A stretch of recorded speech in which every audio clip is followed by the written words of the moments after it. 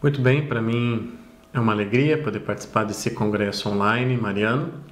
Fico muito feliz e agradeço às pessoas da organização que me convidaram para fazer parte desse projeto, desse bonito projeto que tem como, acredito, pela minha interpretação, tem como objetivo dar uma boa formação também ao público católico, que precisa estar bem amparado também a respeito de uma série de conteúdos da fé e mesmo conteúdos fora da fé, que não sejam conteúdos estritamente religiosos, por assim dizer, mas que também dizem respeito ao ser humano.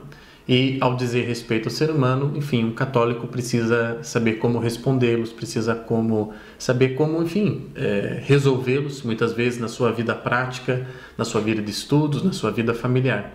Então eu acredito que congressos como esse, eventos como esse, devem se multiplicar e são muito bem-vindos para que, enfim, na nossa vida de fé, a gente também possa usar da melhor maneira possível a nossa razão, a nossa capacidade de compreensão das coisas, de aprofundamento das questões, vistas, né, à luz da nossa perspectiva de mundo, de perspectiva de vida, que é a perspectiva cristã.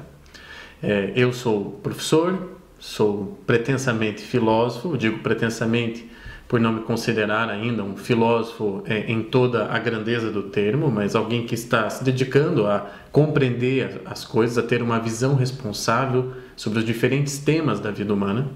E sou escritor, né? Tenho 2 livros publicados, um deles se chama Abertura da Alma, que é sobre literatura, pela editora Danúbio, e o outro se chama Por que não somos felizes? Já é um ensaio filosófico dentro da minha área de maior atuação, que é a antropologia filosófica, e foi lançado pela editora Simonsen no ano de 2016. Então, estou aqui como professor, então, como escritor, como futuro filósofo, né, pela pouca idade ainda, pela pouca experiência, e também, especialmente, pela minha área de atuação dentro do meu trabalho que se chama Vida Humana, que é a da antropologia filosófica. E dentro da antropologia filosófica, um dos temas sobre os quais eu tenho me dedicado bastante, que eu tenho estudado e prestado mais atenção, desde que no ano de 2013 para o ano de 2014 eu concebi o curso Filosofia da Mulher, foi justamente devido ao fato de que eu percebi na minha vida, na vida dos meus alunos, de que a relação homem e mulher e o próprio conceito de homem, o conceito de mulher, o que nós compreendemos dessas 2 realidades distintas da vida humana, estavam um pouco confusos, estavam precisando de maior visão responsável, tal como a filosofia pode oferecer e tem oferecido ao longo da história na maior parte das vezes.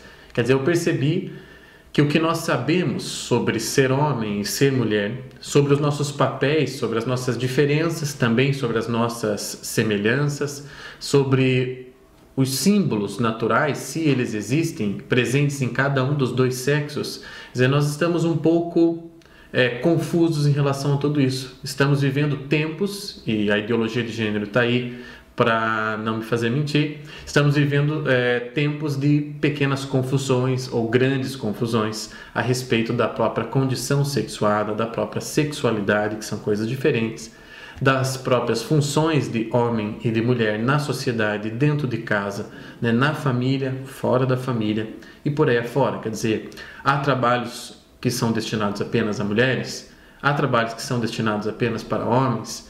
Uma mulher trabalha fora de casa, o homem fica cuidando dos filhos e da casa, isso tudo bem? Ou não, devemos manter as coisas como eram antes, como foram ao longo dos séculos, a mulher deve ficar em casa cuidando dos filhos, o homem sair para trabalhar. Existe ou não uma natureza sexual desejada em que, enfim, a relação heterossexual esteja acima da homossexual. A homossexual então deve ser sempre combatida, não deve ser combatida. Qual é a nossa posição a respeito disso? Como ser humano, como católico, etc. Então são muitas as questões suscitadas, né? Qual o papel da mãe, qual o papel do pai e por aí afora. E nessa área de sexualidade, de condições existenciais de homens e condições existenciais de mulheres nesse século XXI, é nessa área que eu acredito estar talvez uma das grandes batalhas da vida humana nesse nosso tempo. Quer dizer, há uma série de conteúdos importantes, obviamente, que devem ser discutidos e que estão pautando os grandes debates, né, nesse início de século. Mas eu acredito que, do ponto de vista radical do ser humano, esse tema da sexualidade, da relação do ser homem e do ser mulher, especialmente da vivência sexual, inclusive da plenitude da vida sexual, esses são os temas onde as batalhas serão mais importantes, são as mais fraturantes e podem ser as mais salvíficas da condição do ser humano. Eu realmente tenho me dedicado, portanto, a essa área, tenho, enfim, tentado me aprofundar em relação a essa realidade da condição sexual humana, porque realmente reconheço, e era isso que eu queria deixar claro, no primeiro ponto aqui da minha contribuição, porque tenho identificado que essa esfera da existência sexuada e da intimidade sexual, para mim aí está a grande batalha pela vida humana no século XXI, da forma como estamos começando esse século XXI. E que suscita e levanta uma série de outras questões, né? Questões morais, né? O sexo é moral ou não é moral, há coisas que podem, há coisas que não podem, há coisas que são esperadas de um homem, há coisas que são esperadas de uma mulher. Enfim, o tema é bastante amplo, é bastante complexo e, obviamente, no espaço dessa minha pequena contribuição, nós não vamos, de forma alguma, exauri-lo, de forma alguma nós vamos, enfim, conseguir nem dominar qualquer aspecto que seja do assunto pelo nosso limite de tempo, mas eu pretendo pelo menos dar um cenário e contribuir com algumas reflexões para essa questão de homens e mulheres e uma possível complementaridade entre os dois sexos. Muito bem, vou tomando minha água aqui, faz muito calor onde eu estou morando, né? Eu moro em Portugal, e vou tomando água e conversando com vocês. Conversando mentalmente, né? Porque ainda não podemos fazer isso, pelo menos dessa vez, ao vivo, com troca e partilha de questões, etc. Vamos lá. É fato, né, ainda que a ideologia de gênero não goste disso, e vamos aqui abrir um parênteses para explicar rapidamente o que seria a ideologia de gênero, que eu imagino que todos vocês já tenham visto falar, já lendo notícias, já viram propaganda sobre isso, discussões, etc., né? Tanto em Portugal quanto no Brasil, isso tem sido muito ventilado. A ideologia de gênero parte do seguinte princípio. Para os adeptos dessa ideologia, dessa bandeira, dessa agenda, a sexualidade é toda construída, quer dizer, ela é toda desenvolvida na existência individual. Portanto, não há uma primazia e não há uma, digamos assim, uma inclinação ou uma determinação da condição biológica na vida sexual da pessoa. Então, o fato de eu nascer com os cromossomos XY, né, o que me dá a condição de masculino, então nasci XY, sou um homem, tenho um sexo masculino. Para o pessoal da ideologia de gênero, isso é apenas componente biológico. E componente biológico, dentro da defesa dos ideólogos de gênero, não condiz com sexualidade.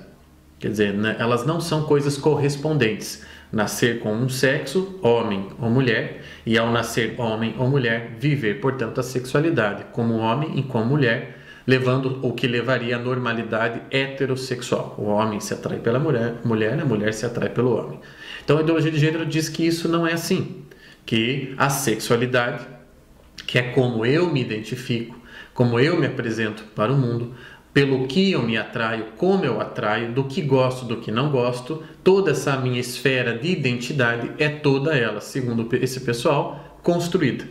Portanto, independente do dado biológico, do dado físico, que é o fato de que eu e você nascemos com um sexo. Mas para a ideologia de gênero isso é irrelevante, no sentido de que o sexo biológico não determina a sexualidade. É importante, ao abrir esse parênteses para, enfim, dizer em poucas palavras o que defende a ideologia de gênero, é importante lembrar que a própria palavra sexualidade não existia até o século XIX. Por quê? Porque não havia na mente das pessoas, na existência, enfim, faticamente falando, até o século XIX nós nunca nem imaginamos haver algum tipo de separação entre aquilo que recebemos no nascimento, como nosso sexo, e a nossa prática com outras pessoas, nossa prática afetiva com outras pessoas, a nossa intimidade, né? O ato sexual. Não havia para nós, até então, no século XIX, para o ser humano, não havia aí um divórcio, não havia uma separação, não havia distância entre isso, né? O que era dado biologicamente era vivido, grande parte das vezes, existencialmente, sem que se fosse separada a dimensão do sexo do próprio dado físico corporal. Isso quer dizer que não havia homossexuais? Não, haviam pessoas que tinham sim relações com outras do mesmo sexo. Só que a própria palavra homossexualidade também foi criada mais recentemente. E ela inclusive a palavra homossexualidade, ela é digamos assim, uma monstruosidade linguística, porque ela junta radicais de línguas diferentes, né? Já que homo nós pegamos do grego e sexus pegamos do latim. Então nós pegamos uma palavra, montamos uma palavra, criamos uma palavra com duas origens diferentes, né? Juntamos grego com latim e fizemos a homossexualidade, tentando enxertar ali um conteúdo, né, da atração pelo mesmo sexo. Mas enfim, nenhum homem do século XV que tivesse atração sexual por um outro homem se consideraria homossexual, né? Ele se consideraria, enfim, ele era uma pessoa. Ele era uma pessoa que, para a época, tinha inclinações bastante não naturais, né? Assim, era reconhecidamente que aquilo era antinatural. E mesmo na Roma Antiga e na Grécia Antiga, onde a prática do sexo entre pessoas, entre mulheres, entre homens, sexo entre pessoas do mesmo sexo, né? Mesmo quando na Roma Antiga e na Grécia Antiga isso era mais praticado, não era praticado no mesmo sentido com que hoje os homossexuais têm as suas práticas, né? Porque naquela época havia a questão da emulação de virtudes. Havia um componente moral e existencial importante quando um jovem rapaz grego deitava-se com um mestre do mesmo sexo, com o seu mestre, o seu professor. Ele não fazia isso por pura atração, porque ele se considerava alguém atraído por homens, mas ele fazia aquilo por um componente pedagógico da sua própria formação. É quase que como eu preciso também aprender com o meu mestre certas coisas, né, e que só vou aprender na intimidade. Para nós isso é muito difícil de compreender hoje em dia, né? A pederastia, que é o nome do ato dos mestres, dos homens mais velhos, iniciarem muitas vezes sexualmente os jovens, né, que eram seus alunos, seus discípulos, etc., do mesmo sexo ou não. Então, isso são componentes que não vamos poder trabalhar aqui agora. Então, estou tentando só resumir para para vocês todos que estão assistindo, o quanto essa questão é delicada e que a própria questão da sexualidade ou homossexualidade são recentes na maneira como nós enxergamos, né? No que nós entendemos por homossexualidade e no que nós entendemos por sexualidade, essa dimensão da vida, que toda ela pode ser fruto da nossa criação, da nossa projeção, da nossa ilusão. Tudo isso aqui é recente na história humana, né? Até o século XIX, podemos dizer que era tido ou era vivida, essa dimensão da vida humana era vivida com muito mais naturalidade, porque o dado biológico inclinava e quase que determinava os atos existenciais, a intimidade, o próprio sexo. Esse é um ponto. E aqueles que não viviam dessa forma, ou que não conseguiam viver dessa forma, ou que tinham preferências, sexualmente falando, por outras coisas que não a heterossexualidade normativa, né? Esses, enfim, encaravam o seu próprio ato, a sua própria condição, a sua própria atração de outra maneira, não como os homossexuais de hoje encaram, né? Quer dizer, eles ou encaravam como um desvio da sua própria personalidade e sentiam-se muito mal por isso, e tinha toda uma pressão externa também a respeito. É preciso reconhecer todo um julgamento exterior de que aquilo era indesejável, de que aquilo não era correto ou de que aquilo era pecaminoso. Ou quando ele fazia isso, ele fazia como uma concessão nos termos da sua educação, nos termos do seu preparo para a vida, não é? Como eu falei no exemplo do jovem com o mestre na Grécia Antiga. Muito bem, então esse é o primeiro ponto. Voltando lá. Para além disso tudo, o que não podemos negar, em hipótese alguma, é que a vida humana se apresenta para nós sob duas formas. E essa separação que a ideologia de gênero faz, esquecendo, deixando de lado o sexo dado biologicamente e dizendo para nós que toda a sexualidade, palavra inventada no século XIX, que traz um conceito novo de relação com o próprio sexo, etc., que tudo isso é fruto de construção, que tudo isso é culturalmente enxertado e que está nas mãos do indivíduo decidir como viver, que enfim, que isso é a matéria inteira de criação da pessoa e que não teria nenhum componente dado e determinado. Então, isso daqui nos termos do que eu vou falar para vocês aqui, isso é uma ilusão. Quer dizer, nós dizemos que a sexualidade, tal como encarada a partir do século XIX, e que permitiu que existissem coisas como a ideologia de gênero no final do século XX e XXI, segunda metade do século XX e o século XXI agora, de que toda a minha vivência do sexo pode ser concebida, criada, inventada, independente do que é dado pela biologia, isso aqui é uma ilusão, isso aqui é uma falácia. Então, por quê? Porque, de fato, a vida humana se apresenta para nós em duas formas, homem e mulher. A vida humana não é genérica. Isso é a primeira coisa, eu gostaria que isso ficasse marcado. Parece ser uma obviedade dizer isso, mas nós estamos num tempo que os professores, os intelectuais têm que dizer obviedades, porque as obviedades estão sendo negadas.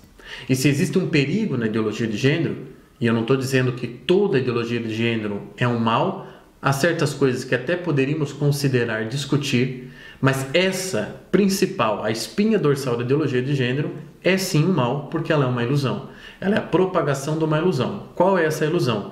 De que a vida humana é genérica do ponto de vista sexual. Ou seja, de que nós, ao nascermos, ainda não somos nada. Nem homens, nem mulheres, nem qualquer coisa nessa escala cinzenta que existiria, segundo os ideólogos de gênero, entre o masculino e o feminino. Porque há uma série de outras nomenclaturas, uma série de outras possibilidades, segundo eles, pelas quais a pessoa pode se identificar, não apenas como homem ou como mulher. Então, isto é perigoso, isto é mal, isto é daninho. E é a principal bandeira da ideologia de gênero: abolir mentalmente, por uma ilusão, por um discurso para nós, abolir o que é dado pela natureza. É uma condição que é imposta pela vida. Ou você nasce homem, ou você nasce mulher. E os casos de indeterminação que existem na história da humanidade, de que temos alguns registros científicos, e nós temos, de pessoas que nascem com sexo indeterminado, bebês que nascem com sexo indeterminado, ou com a sua genitália não definida, em formação. Bom, esses casos são tão raros e tão poucos que não podem colocar em xeque ou colocar em questão essa obviedade da vida humana. Ou existe homem ou existe mulher. Nós temos aqui uma porcentagem de 0,0 alguma coisa de bebês que nascem com o sexo indeterminado. A ciência estuda e ainda temos poucas explicações para isso, mas acontece assim numa porcentagem muito pequena. O que, portanto, não invalida essa minha afirmação de que basta nós abrirmos os olhos, olharmos para o mundo, olharmos para as pessoas, e veremos que na grande totalidade, na grande maioria das pessoas, nós vamos reconhecer um sexo ou outro que foi biologicamente dado. Então veja, este é o primeiro problema da ideologia de gênero: tentar abolir a diferença por um discurso, por uma propaganda. Não podemos aceitar isso. Podemos aceitar discutir com o pessoal da ideologia de gênero uma série de coisas, e eu até concedo à ideologia de gênero o fato de que a minha sexualidade depende em parte da minha história pessoal, depende em parte de algumas escolhas na minha vida. É claro que, tudo que se diz respeito ao ser humano, as determinações da minha vida precisam ser absorvidas na minha história. O fato de eu ter nascido com o sexo masculino, que é um dado na natureza, indiscutível, eu nasci com esses cromossomos, eu nasci com uma genitália, eu nasci homem, sou registrado na minha carteira de nascimento como homem, sexo masculino. Entretanto, ao longo do meu desenvolvimento pessoal, do meu crescimento, eu tive que responder a isso. Até hoje tenho que responder a essa masculinidade dada no nascimento. Então, a única coisa que eu, Tiago, concedo à ideologia de gênero, né, porque nós também temos que saber criticar e saber avaliar as coisas sem fanatismos. Se tem uma coisa certa na ideologia de gênero, é de que existe um aspecto, sim, da minha masculinidade que deve ser conquistado, decidido, eleito ao longo da minha história. Quer dizer, eu também tenho que me fazer homem, não basta ter nascido homem. Eu nasço, isso é José Ortega y Gasset, um filósofo espanhol que eu estudo bastante. Num sentido, você nasce homem, no outro sentido, você se torna. Isso serve para as mulheres também. Num sentido, você nasce com o dado, com a inclinação e determinação biológica feminina, e no outro sentido, você precisa se fazer mulher, não é verdade? Você tem que conquistar certos reinos do feminino, assim como eu tenho que conquistar, certos reinos do masculino, que não são dados para mim, não são determinados. Eu tenho que conquistar. Eu tenho que buscar a virilidade. Eu tenho que buscar a força, porque é isso que me inclina o dado biológico. Então, o que não podemos concordar, para fechar esse ponto, o que não podemos concordar com a ideologia de gênero é de que tudo isso é uma ilusão, de que tudo isso é construção, né? Toda a sexualidade depende apenas e exclusivamente da cultura e das escolhas da pessoa. Não. Essa parte nós não podemos aceitar, porque essa parte é uma falácia e essa parte é destrutiva da própria percepção natural humana. O que podemos aceitar da ideologia de gênero? Podemos aceitar um aspecto muito pequeno dela, que é o aspecto de que, em parte, a minha sexualidade é desenvolvida na minha história, no lugar onde estou, na minha cultura, com as pulsões genéticas que recebo e uma série de outras variantes. Então, apenas isso. Né? A minha masculinidade pode ser, sim, melhor conquistada ao longo da minha vida e não tão bem conquistada por um amigo meu que também é homem e assim sucessivamente. Quer dizer, nós estamos aqui numa zona de liberdade e de autocriação que obviamente faz com que a gente se diferencie enquanto varões, homens, e que se diferencie enquanto mulheres. Há mais mulheres do que outras. Há homens mais homens do que outros. E isto se justifica, por assim dizer, porque existe sim essa parcela, essa dimensão da virilidade e essa dimensão da feminilidade que depende de cada um. Mas o que jamais poderemos concordar com a ideologia de gênero é que não existe sexo no nascimento. Não está dado o sexo. Ele está dado. Recentemente, uma família conseguiu a liberação, se não me falha a memória, foi no Canadá. Se não foi no Canadá, me perdoe, já estou confundindo, são tantas notícias. Mas conseguiu a permissão da justiça de não colocar gênero na certidão de nascimento do seu filho. Tiveram um filho e não quiseram colocar gênero. O gênero está neutro na certidão de nascimento, porque o filho vai decidir ao longo da vida. Então, nós chegamos a esse ponto de aberrações, né? E eu comecei aqui a minha fala falando que... comecei a minha fala falando é ótimo, né? Comecei a minha fala dizendo, ou pelo menos sugerindo, que temos que diminuir as confusões, que temos que deixar mais, melhor delineadas, recuperar certas obviedades do papel do homem, do papel da mulher, da condição de homem e da condição de mulher. E agora estou falando de confusão, porque é preciso mostrar primeiro quais são os inimigos e os efeitos desse inimigo para depois nós falarmos do remédio. Então o inimigo é esse, a ideologia de gênero representa uma das grandes ameaças à condição sexuada humana, à própria humanidade. Já que a condição sexuada é onde eu vivo grande parte da minha humanidade. Eu, quando faço qualquer coisa na minha vida, faço como homem. Eu não posso preterir da minha sexualidade para fazer as coisas. Mesmo quando eu vou votar, mesmo quando eu vou ao mercado, ou quando eu cuido dos meus filhos, ou quando eu estudo, eu faço isso como homem. O meu sexo não se desconecta de mim nesse momento. Portanto, aquilo que me foi dado no nascimento reverbera nas minhas atitudes, nas minhas escolhas, no meu modo de ser. Em tudo o que faço, na maneira como eu me relaciono com a minha mulher, como eu me relaciono com os meus amigos, com os meus alunos. Então, é preciso lembrar que esse dado do sexo masculino ou feminino que vem com o nascimento, ele não reverbera apenas na sexualidade. Quer dizer, ele não reverbera, ele não é apenas importante na minha experiência sexual, nas minhas intimidades, mas a minha condição de homem, a minha condição sexuada, que é diferente de sexo, que é o ato, condição sexuada, eu sou homem, a minha condição reverbera em tudo que faço. E por isso, em tudo que faço, sou chamado a ser homem. E, portanto, tenho esse dever ser de me realizar enquanto homem nas pequenas e grandes coisas da vida e não apenas na cama entre quatro paredes. Esta é uma esfera da condição sexuada. O sexo, a sexualização, esta é uma esfera. Então eu sou chamado a ser homem não apenas aí, não apenas nesse momento, sendo ativo no ato sexual, mas eu sou chamado a ser homem em todas as outras coisas, em todas as outras esferas da vida. E é por isso que podemos dizer também, né, que vivemos uma crise de virilidade. É por isso que nos espanta, depois daquele estupro coletivo que aconteceu em Colônia, na Alemanha, em que terroristas islâmicos, né, disfarçados de refugiados, violentaram muitas mulheres lá na Alemanha, na cidade que os acolheu, né? Os homens de Colônia, lá na Alemanha, foram protestar no outro dia vestindo saias e sutiã.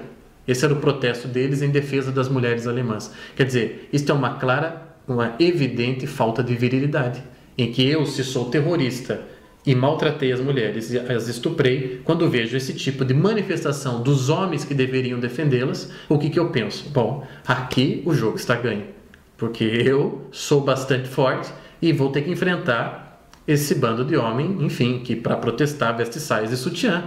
Quer dizer, é isso que eles têm para oferecer contra a minha força de terrorista. Então percebe que podemos falar de uma crise de virilidade não porque os homens estejam mais ou menos impotentes sexualmente, mas porque os homens estão menos homens em tudo. E as mulheres também, por consequência, estão menos mulheres. E é aí que a confusão que não deveria existir se nós tomássemos posse do dado do nascimento, homem, mulher, e eu me esforçasse em ser homem e você se esforçasse em ser mulher ao longo da sua vida, em tudo que você faz, a confusão diminuiria drasticamente, mas a confusão existe. É porque não estamos conseguindo ser homens e mulheres. Não estamos na liberdade dos nossos atos, conseguindo dar voz, conseguindo transmitir o sexo dado no nascimento. Precisei fazer uma rápida pausa aqui. Vamos retomar de onde eu parei.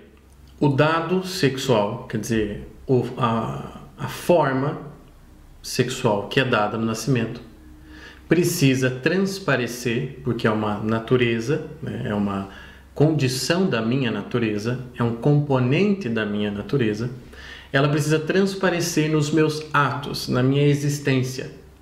E é nesse processo de ter de fazer, ou de fazer-me homem, nas pequenas e grandes coisas, no meu casamento, na minha vida civil, na minha vida política, né, em termos de participante de toda a sociedade, na minha vida como professor, nas pequenas e grandes coisas, é neste ínterim em que as coisas podem ficar confusas. Então, se a ideologia de gênero, mais uma vez evocando aqui a bandeira da ideologia de gênero, se ela diz que tudo é construído, é claro que a confusão tende a aumentar. Porque se não temos de onde partir, quer dizer, não temos sexo dado e tudo é criação nossa, da nossa mente, da nossa vontade, dos nossos desejos, da nossa liberdade, das condições, as circunstâncias, as condições do tempo e da cultura, etc. Então, imagine o quanto isso fica avesso a qualquer tipo de ordem e de harmonia. Porque o que é difícil para esse pessoal de mente progressista, que não consegue aceitar certos limites da realidade, é difícil para eles, e daí não só o pessoal da ideologia de gênero, mas todo tipo de mente progressista avessa ao status quo, quer dizer, avessa ao estado de coisas, como elas sempre foram feitas e como sempre se reconheceu naturalmente fazer. Então esse tipo de mente tem dificuldade de reconhecer que certas coisas na vida humana são determinadas, que existem limites na vida humana, que existem algumas pré-determinações. Por exemplo, eu nasci no Brasil, essa é uma pré-determinação, eu não tenho como alterar isso.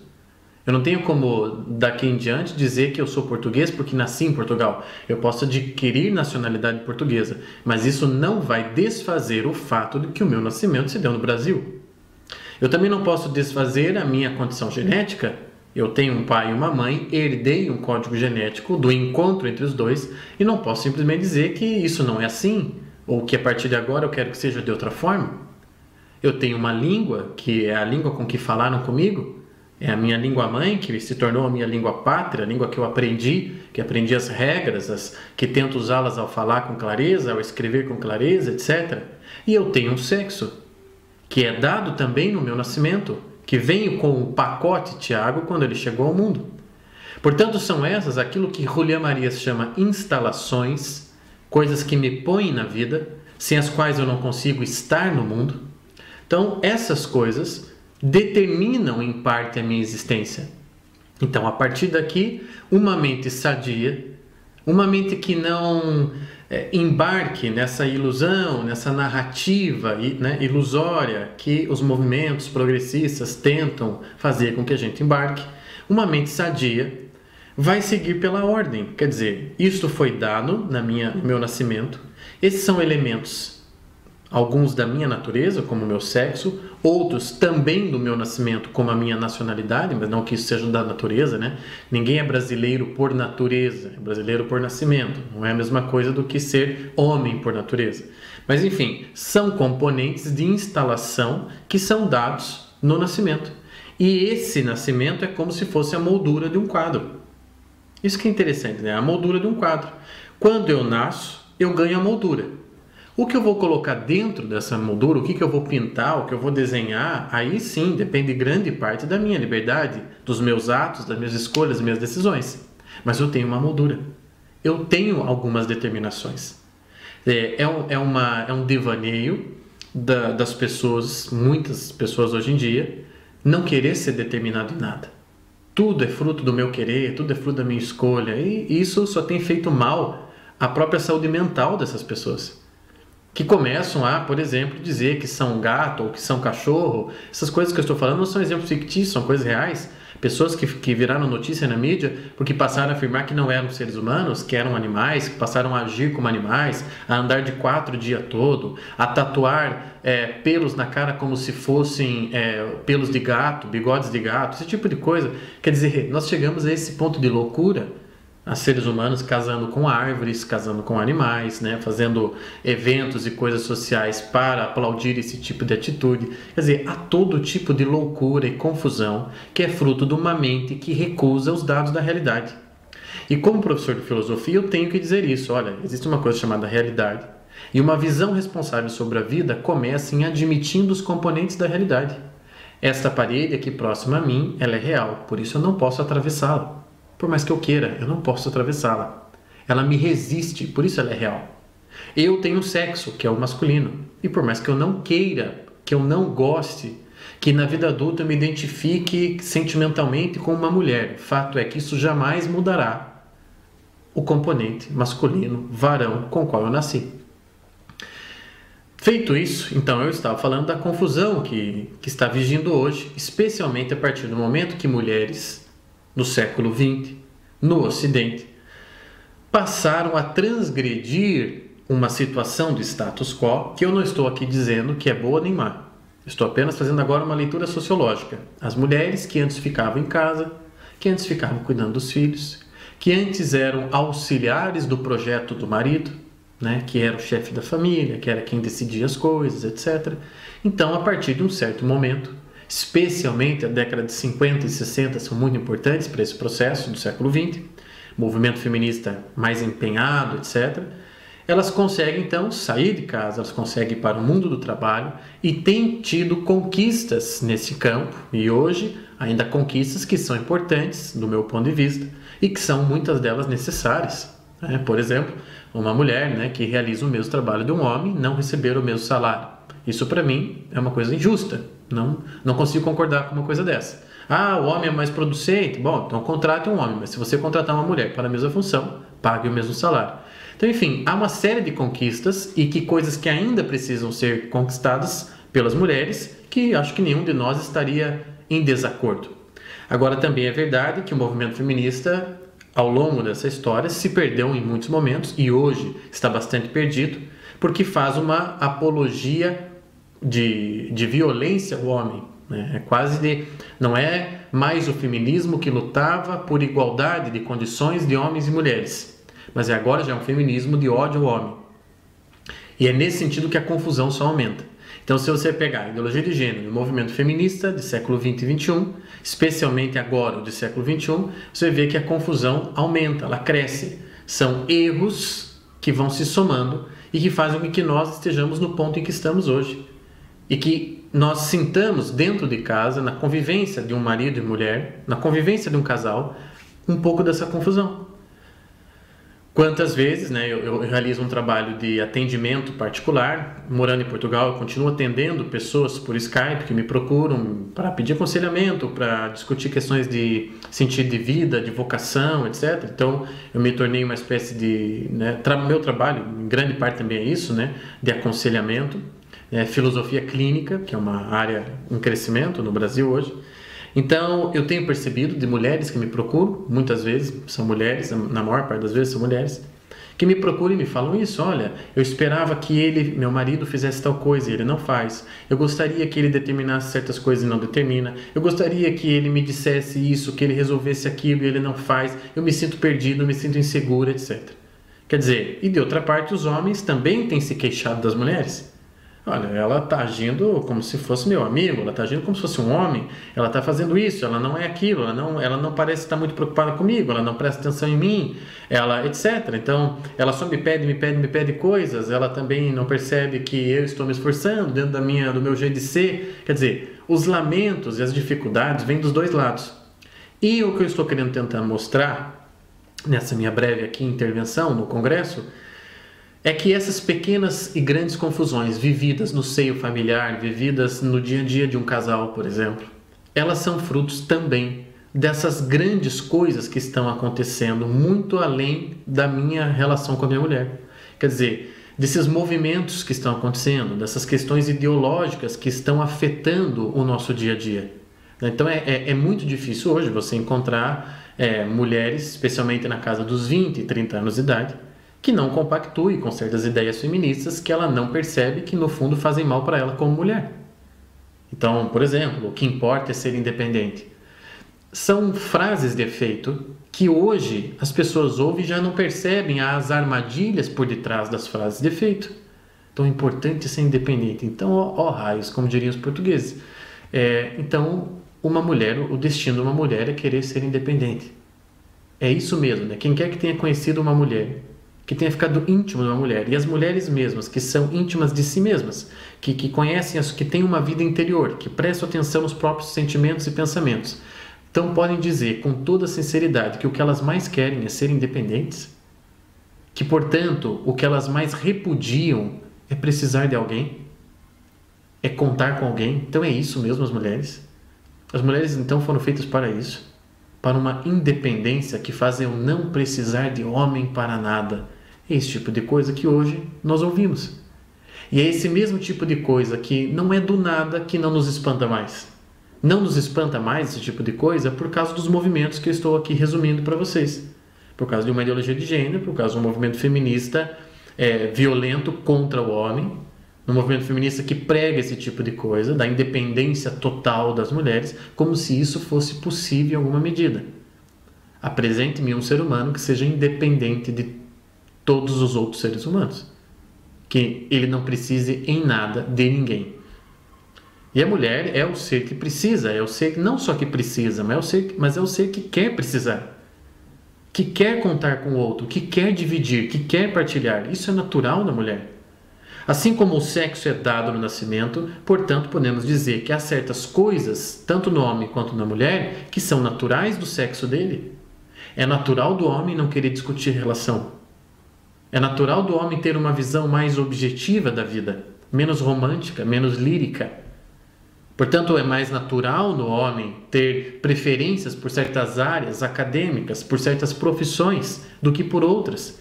É mais natural da mulher ter um apreço pela poesia, um apreço pela arte, ter uma visão mais lírica das coisas.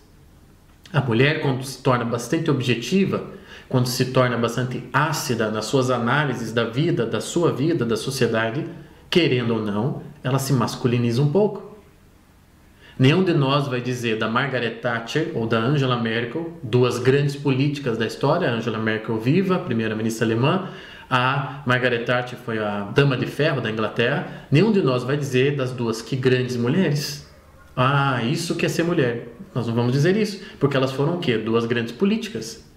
Elas foram, a Angela Merkel é uma grande primeira-ministra, uma pessoa importante na história do seu povo. Só que nós não dizemos isso pelas características femininas delas, dizemos isso pelas coisas masculinas que elas conquistaram, como, por exemplo, destaque na política, que antes era dos homens e hoje as mulheres participam. O que eu estou querendo dizer é que quando a mulher quer certas coisas que são mais naturais do homem, ela acaba tendo que se masculinizar, porque isso é antinatural para ela.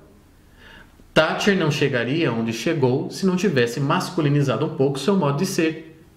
Se não tivesse atualizado em si certas coisas do mundo masculino, viril, político da Inglaterra do século XX, para poder discutir e debater com eles de igual para igual. Quer dizer, se ela ficasse apegada quase que exclusivamente às suas feminilidades, às suas características femininas, ela seria engolida naquele mundo político. Quer dizer, foi inevitável para ela ter de abrir mão em parte da sua feminilidade. E a mesma coisa os homens, que quando atravessam certos campos e adentram esferas mais femininas da vida, mais naturalmente femininas, e veja que eu não estou falando que não possa haver o intercâmbio, eu estou apenas reconhecendo aqui, de novo, agora no sentido sociológico, reconhecendo que eu, quando homem, quando vou para uma atividade que é mais naturalmente feita por mulheres, em alguma medida, eu preciso acessar a essas características femininas. E é muito difícil eu, como homem, fazer uma atividade bastante feminina e manter-me homem e fazê-la como homem. Esse é o grande desafio. Não quer dizer que um homem não possa limpar a casa, lavar a louça. Não é isso. Eu não defendo esse tipo de coisa, que o homem não deve fazer coisas domésticas. Eu apenas defendo que um homem, ao fazer as coisas domésticas, faça como homem. Ele não precisa se tornar mulher para fazer aquilo, mesmo porque isso é impossível. E uma mulher que queira dirigir caminhões, que ela faça como mulher. Se isto for possível, a profissão pode ser exercida por mulheres, tranquilamente. Se é possível a mulheres jogarem futebol sem perder a sua feminilidade, que joguem futebol. Se é possível para os homens escrever poesia, fazer balé sem perder a sua virilidade, então que façam balé e que escrevam poesia.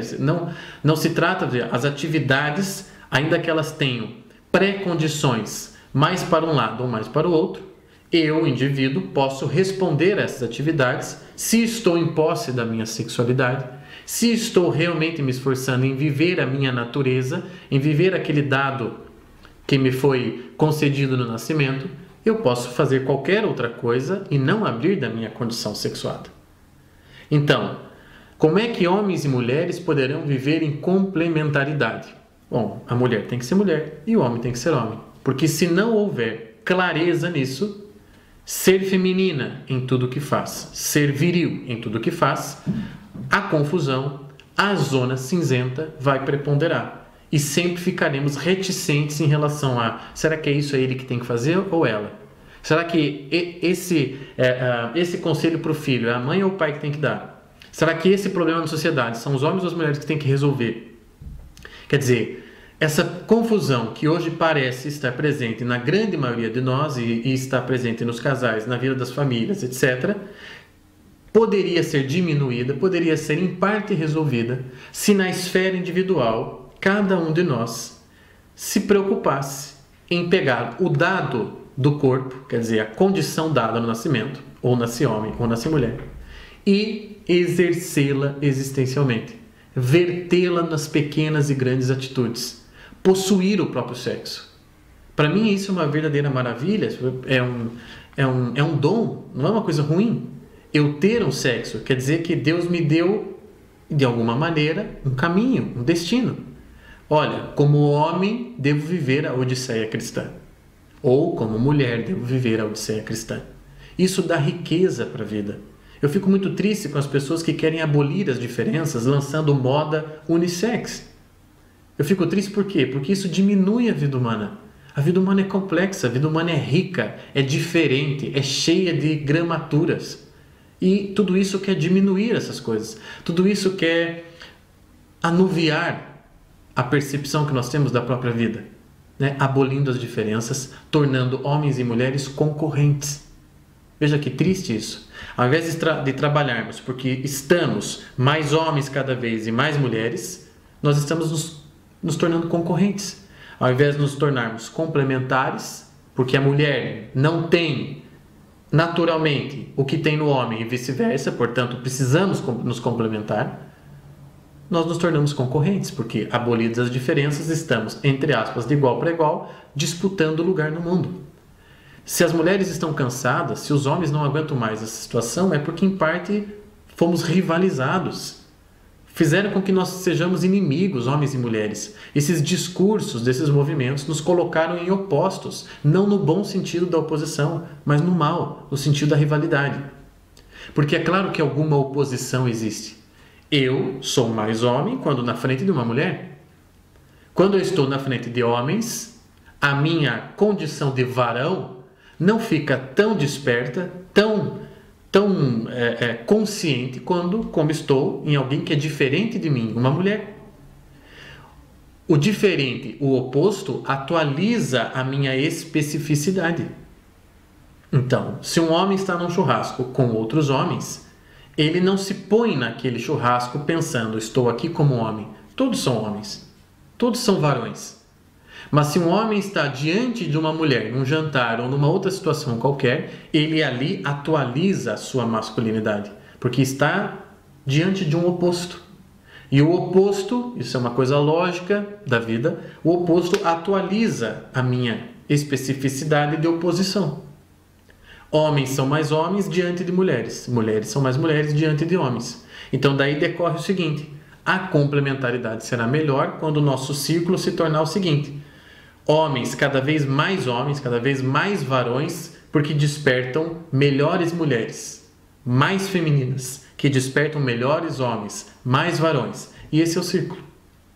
É um círculo que, enfim, é o que pode fazer muito bem para nós, e para as nossas relações, e para nossas vivências.